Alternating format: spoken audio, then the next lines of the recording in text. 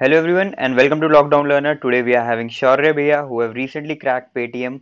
Like he is currently working as a system engineer in Infosys, so he will be sharing his entire journey from Infosys to Paytm. So Shaurya Bhaiya, introduce yourself. Hi guys, my name is शौर्य जैसा आपको राज ने बताया और I have cracked the interview of Paytm. I am a system engineer at Infosys with 2 years of roughly 2 years of experience. I have completed my BTech from JP Institute of Information Technology in Noida. Yeah, in ECE department. So yeah. So भैया आपका Infosys का experience कैसा रहा है 2 साल में कि आपको क्या क्या प्रोजेक्ट्स पे काम करने को मिला, कैसी आपकी ट्रेनिंग थी? ठीक है तो यार देखो, इन्फोसिस में मैंने दो प्रोजेक्ट पे काम किया. पहला प्रोजेक्ट था एंगुलर पे, जो इनकी एक लर्निंग पोर्टल है लेक्स करके. उसकी ही वो वेबसाइट पे मेरे को काम करने को मिला था, वो एंगुलर पे बेस्ड. तो उसमें मुझे स्टार्टिंग में वही बग फिक्सिंग वगैरह मिलती थी. और थोड़ा थोड़ा जैसे टाइम बढ़ता गया, जैसे मेरे को थोड़ा कोड को समझ में आता गया, उन्होंने मेरे को एक्सेसिबिलिटी इश्यूज रिजॉल्व करने को काम दिया. बट यही मैं बोलूंगा कि मेंटेनेंस का काम ज़्यादा था, सपोर्ट का काम था, रादर देन नो डेवलपमेंट कम थी. 2 से 3 महीना मैंने वहाँ पे इस पे काम किया. फिर उसके बाद फिर मैं बेंच पे था. फिर मैंने रिसेंटली एक प्रोजेक्ट मुझे मिला था मार्च में, वो रिएक्ट पे था. तो उसमें भी यही था यार, मतलब बग फिक्सिंग वगैरह चलती रहती थी आपका सपोर्ट में और लाइक थोड़ा बहुत एक्सपीरियंस डेवलप. कैसा था कि लाइक आपको काम करने में मजा आ रहा था सपोर्ट का काम लाइक? यार मज़ा तो क्या मैं बोलूँ, मज़ा तो यार तब आएगा जब सब कुछ एक साथ, लर्निंग भी अच्छी हो और कंपनसेशन भी अच्छा मिले और वर्क लाइफ बैलेंस भी अच्छी हो. सब कुछ नहीं हो पाता है तो मज़ा नहीं आती देखो, जो कि बहुत बड़ा रीजन हो जाता है आपको स्विच करने का. या आप कह सकते हो नए चैलेंजेस भी बोल सकते हैं लोग, कि नया चैलेंज मिलने को हो जाए तो भी नो, हर दिन अगर चैलेंज मिलता रहता है किसी तरह का काम में तो फिर भी अच्छा लगता है काम करने में. तो वो चीज़ मैं कहूँगा फ्लैटन होती गई धीमे धीमे टाइम के साथ. शुरू में तो यार प्रोजेक्ट नहीं था, जब तो लगा यार प्रोजेक्ट मिल जाए तो अच्छा है. जब मिला तो फिर थोड़े दिन काम किया, अच्छा लगा. फिर उसके बाद फिर जब लर्निंग फ्लैटन होती गई और ये दिखा कि मतलब वही सेम रिपीटेटिव टास्क मिल रहे हैं, वही एक चीज़ मिल रही है, तो उससे फिर थोड़ा सा मन होता है कि अब यार कहीं और देखा जाए कुछ. तो उसी वजह से मैंने फिर अपॉर्चुनिटीज ग्रैब करना स्टार्ट करी इधर बाहर, दूसरी कंपनीज को. सो पेटीएम में आपने लाइक रेफरल लगवाया था या आपने साइट पे जाके लाइक उनकी अप्लाई किया था? यार देखो, सबसे बड़ी गलती अगर कोई कर सकता है तो वो साइट पे जाके अप्लाई करने की कर सकता है. अगर ये मान के चलो कि अगर सुपर डुपर अच्छी नहीं है तुम्हारी रेज्यूमे, तो भूल जाओ शॉर्टलिस्ट होना. वहां पे तो यार हजारों लाखों लोग कर रहे हैं अप्लाई, तो वहां से दाल नहीं गलती. तो दाल गलेगी सिर्फ लिंक्डइन पे जाओ, लोगों से बात करो, रिक्रूटर से बात करो, उनसे बोलो कि आपकी क्या एक्सपीरियंस है, अपनी बारे में बताओ, थोड़ी बात करो और उनसे रेफरल की मांगो, उनसे अपॉर्चुनिटीज की मांगो. मेरे केस में पेटीएम का जो सीन था वो ये था कि मेरा एक दोस्त ऑलरेडी काम करता था वहाँ पे. 1 साल हो गए थे उसको, उसने मेरे एक और दोस्त का कराया और जिस दोस्त का मेरा हुआ उसने मेरा करवाया, ओके. अपनी रिक्रूटर के कॉन्टैक्ट डिटेल्स देके. तो वही है, रेफरल ही काम करता है ज्यादातर. और ये करियर पेजेस पे जाके अप्लाई कर देना और फिर वेट करना कि वो अप्रोच करेंगे तो बहुत मुश्किल है, वहाँ नहीं होता. ओके. सो आपने एचआर लाइक आपने तो बता दिया कि आपने अपने फ्रेंड को कांटेक्ट किया था, सो आई थिंक सो लाइक आपने हाँ एचआर को कांटेक्ट किया. सो जब आपके फ्रेंड ने रेफर किया आपको तो आपको कॉल एकदम आ गई थी अगले लाइक कुछ टाइम बाद कॉल आई थी लाइक 1 मंथ और 15 डेज? यार, उसने ना मेरे को सीधे मेल आईडी दे दी थी एचआर की. और मैंने उनको रीच आउट किया और उसके 15 मिनट बाद ही रिप्लाई आ गया मेरे को कि वो मेरे को कल सुबह फोन करेंगी. ओके. तो मेरी केस में ऐसा लक था कि उन्होंने ऐसा बोल दिया. मेरे को रिप्लाई आ गया है इनफैक्ट 15 मिनट में कि ऐसा ऐसा सीन है, हम आपको कल कॉल करेंगे. तो मेरे केस में तो 15 मिनट इज नथिंग, कोई टाइम नहीं लगा. बट हाँ, किसी किसी केसेस में हो जाता है कि मतलब फिर से आपको बोलना पड़ेगा कि यार मेरे अपनी एचआर से बात कर लो ऐसे करके. तो वो भी करना पड़ता है. बट इस इन सिनारियोज में आपको एटलीस्ट इंटरव्यू तक का अपॉर्चुनिटी मिल जाएगी. अगर आपका कोई फ्रेंड है तो वो आपको अपॉर्चुनिटी दिला देगा कैसे ना कैसे करके. तो आपके इंटरव्यू में भैया कितने राउंड्स थे टोटल पेटीएम में? यार 3 राउंड थे, बट मेरे केस में सिर्फ दो हुए. ओके. ये नहीं पता कि क्यों दो ही हुए, बट दो ही हुए मेरे. तो वैसे अगर आप कोई देना चाह रहा है तो कोई देने वाला है पेटीएम का इंटरव्यू, तो वो 3 राउंड एक्सपेक्ट करके चले कि 3 राउंड होंगे ही होंगे. चार तो नहीं होते, तीन ही होते हैं. दो मेरे केस में हुए, बट इन 95% ऑफ केस आप 3 राउंड ही एक्सपेक्ट करो. कि होंगे ही होंगे वो। तो आप लकी बनते हैं उन 5% में से। मैं लकी वन था उसमें। हाँ। ओके, सो आपका पहला राउंड किस चीज़ का था भैया? टेक्निकल था और मैनेजरियल, लाइक कौन सा? पहला राउंड वही टेक्निकल था। जो एक पैनल आया था, उन्होंने मेरे से मेरी टेक्निकल एस्पेक्ट्स पे बात क्वेश्चंस किए थे। कोई भी बिहेवियरल टाइप का कोई क्वेश्चन नहीं था, सिर्फ और सिर्फ टेक्निकल एस्पेक्ट्स पे पूछा गया था। और जो मैं इसमें भी लकी रहा कि मेरे से कोई भी डीएसएल को कोई क्वेश्चन नहीं पूछे गए।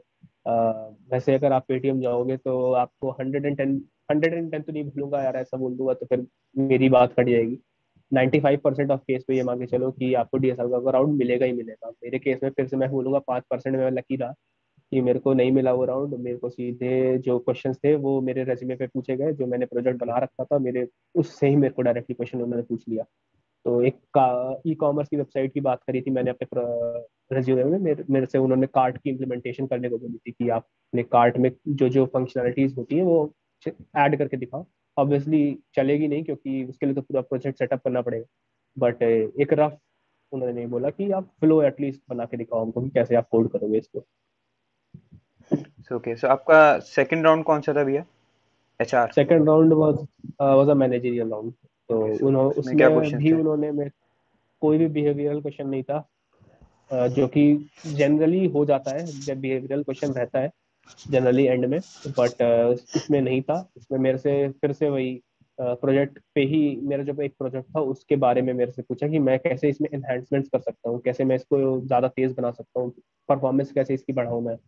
और इन्हीं सब एस्पेक्ट्स पे मेरे को फिर से वही पूछा उन्होंने, प्रोजेक्ट पे ही पूछा, मेरे रेज्यूमे पे ही पूछा। ओके, सो आपको कॉल कितने दिन बाद आ गई थी भैया, लाइक यू आर सेलेक्टेड, या मेल? अ, ये यार मेरे को एक्चुअली मैंने ही थोड़ी मतलब ऐसा था कि इनकी एक ड्राइव चलती है, तो सैटरडे को ड्राइव होती है। तो उस ड्राइव में आपके ऑन एक के बाद एक इंटरव्यू होते जाते हैं, लाइंड अप रहते हैं। तो मेरा सेकंड के बाद मेरे को लग, वैसे तो हर 10 10 मिनट बाद आ जाती है, मतलब अगर आपका राउंड क्लियर है तो कॉल करके बोल देंगे कि आपका अगला राउंड है तो आप रेडी रहो। तो मेरे को 1 2 घंटे हो गए, मेरे को नहीं आई थी। तो मैंने फिर अपने एंड से ही फोन लगाया कि हुआ है या नहीं हुआ है, आप बता दो एटलीस्ट। तो उन्होंने बोला था कि आपका 2 ही राउंड में आपको सेलेक्ट कर लिया है। तो फिर वही जैसे मैंने बोला कि मेरा 2 ही राउंड हुआ, उन्होंने बोला कि 2 राउंड में आपका कंप्लीट हो चुका है। तो आप जो सैटरडे को राउंड हुआ था उन्होंने कहा था कि मंडे को आपको रीच आउट करेंगे हम ऑफर के प्रोसेस के लिए। तो बस 2 दिन लगा। वो तो ये जिसमें एक ही दिन तो ऑफ था। इस केस में लाइक आपकी जो एक पहली सैलरी इन्फोसिस में सबको पता है कि कितनी होती है, तो इस केस में कुछ इफेक्ट पड़ा था कि आपकी 30%, जो कंपनीज बोलते हैं 40% हाइक देंगी, 30%, 50%, सो ऐसा कुछ था, या पेटीएम ने डायरेक्ट एक ऑफर दे दिया था आपको? यार मेरे पास पेटीएम में जाने से पहले एमेक्स का ऑफर था, तो जिसकी वजह से मैं उसको लेके काउंटर कर पाया। ओके। बट हाँ, ये बहुत बड़ा फैक्टर रहता है जब आप नई कंपनी ज्वाइन कर रहे रहते हो। तो वो आपको लीस्ट अमाउंट में चाहते हैं कि आपको हायर कर लें, ठीक है। हम्म। तो अगर आप बिजनेस स्टैंडर्ड की बात करोगे तो 30 40 मैक्सिमम 50% का हाइक मिलता है, ठीक हम्म। है, फर्स्ट स्विच स्विच पे, जो कि मतलब रीजनेबल है। बट अगर आप ये ऑलरेडी ऐसे पैकेज पे हो जहाँ पे आपको शायद 4 मिल रहा है, तो आप देख रहे हो कि आपको 40% का हाइक अगर दे रहे हैं वो लोग, तो आप 6 साढ़े 6 तक रह जाओगे, 6 साढ़े 6 का सीटीसी रहेगा। और अगर आप आप ग्लास डोर जैसी वेबसाइट पे चेक करोगे तो आप देखो कि पेटीएम जो है 2 साल के एक्सपीरियंस पे करीबन 11 से 12 लाख दे रहा है। बट आप उनको कुछ नहीं कर सकते उस बात में, क्योंकि वो आपको काट देंगे कोई भी। यहाँ पे पेटीएम की बात नहीं हो रही है, यहाँ पे किसी भी कंपनी की बात हो रही है, आप उनकी बात को काट नहीं सकते। क्योंकि 30 40 50% hike is a general standard जो चलता आ रहा है। और वो लोग का काम ही यही है कि आपको कम से कम उसमें हायर पैकेज करना। पे हायर करें। तो हाँ, तो उस यस। केस में आपका जो काउंटर ऑफर रहता है वो आपको वो हेल्प करता है उसमें। तो मेरे पास काउंटर ऑफर्स थे उस समय, तो मैंने उसको काउंटर करके एक अच्छा पैकेज क्रैक किया सो भैया, आपको किसी क्वेश्चन में प्रॉब्लम आई थी कि इशू फेस हुआ हो कि ये क्वेश्चन काफी डिफिकल्ट था इंटरव्यू के टाइम पे? था। जो सेकंड राउंड था, उन्होंने मेरे से एक चीज पूछी थी, पूछी क्या थी मतलब उन्होंने मेरे से मेरी वेबसाइट की पे एक रिपोर्ट जनरेट होती है बेसिकली, लाइट हाउस करके क्रोम में होता है।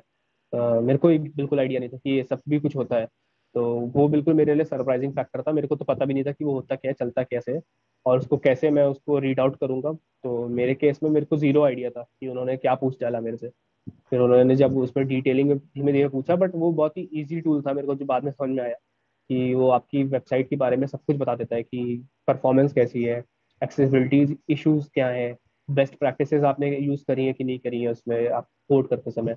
तो वो सब आपको बता देता है और आपको पॉइंट्स दे देता है। तो उन्हीं पॉइंट्स को पॉइंट आउट करते हुए मेरे से इंटरव्यूअर ने पूछा था कि आप कैसे इसको इम्प्रूव करो। तो मैंने वो सब अपने हिसाब से जो मेरे को सही लगता था मैंने उनको बताया, और लकीली वो सही हुआ, तभी उन्होंने मेरे को हायर कर लिया।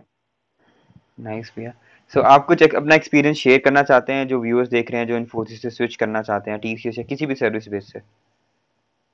यार देखो, सबसे पहला बेस तो यही रहेगा कि डीएसएल को पढ़ो। डीएसएल को नहीं पढ़ोगे तो मान के चलो 90% ऑफ केस आप बाहर हो जाओगे किसी ना किसी राउंड में, क्योंकि एक्सपेक्ट करोगे ही आप कि कोई ना कोई डीएसएल को क्वेश्चन आएगा ही आएगा। ठीक है, तो अगर आप फ्रंट एंड इंजीनियर के लिए कर रहे हो तो आप थोड़ा सा कम पढ़ाई भी करोगे तो डीएसएल को की तब भी चलेगा।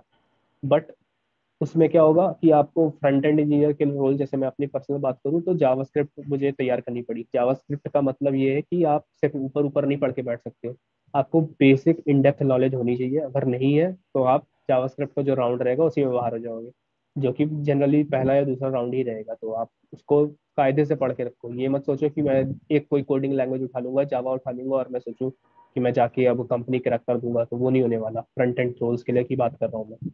आपको जावास्क्रिप्ट तैयार करनी ही पड़ेगी। उसके अलावा आपको कोई एक फ्रेमवर्क आना जरूरी है, चाहे वो रिएक्ट हो, चाहे वो व्यू हो, चाहे वो एंगुलर हो। मेरे केस में रिएक्ट था, मैंने रिएक्ट पढ़ी। और बाकी डीएसएल को जैसे मैंने बोला वो तो आपको पढ़ना ही पढ़ना पड़ेगा। और ये मान के चलो कि आपको arrays, strings, basic of trees की कैसे ट्रेवर्स करते हैं, थोड़ी बहुत इंप्लीमेंटेशन, डिलीशन वगैरह, ये सब आपको आनी चाहिए। और मैट्रिक्स, अगर इतना भी तैयार कर लोगे तो मैं कह रहा हूँ फ्रंट एंड रोल्स तो आप आराम से निकाल लोगे। और अगर थोड़ा सा बैकएंड में जाना है तो फिर डायनेमिक प्रोग्रामिंग तक छूना पड़ जाएगा आपको। और ओके। छूना ऐसे मतलब डायनेमिक प्रोग्रामिंग से क्वेश्चन तो वैसे भी जनरली मीडियम लेवल के रहती है। तो आप ये मान के चलो कि अगर आप 20 से ओके। 30 स्टैंडर्ड टीपी के प्रॉब्लम्स कर लेते हो तो कहीं ना कहीं वही सब एनकाउंटर करोगे आप। ओके भैया। नाइस भैया, आपने काफ़ी अच्छे से एक्सप्लेन किया। अगर कोई लाइक न्यू कमर या लाइक कोई स्विच करना चाहता है तो वो अच्छे से हाँ इजीली समझ जाएगा कि किस किस चीज़ में कहाँ कहाँ प्रिपेयर करना है। आपने बैक एंड के लिए भी बताया, फ्रंट एंड के लिए भी बताया। थैंक यू भैया। सो हाँ। थैंक यू भैया for being a okay, part thank of you. Lockdown learner. Thank you. या थैंक्स यार, थैंक्स भाई, बाय।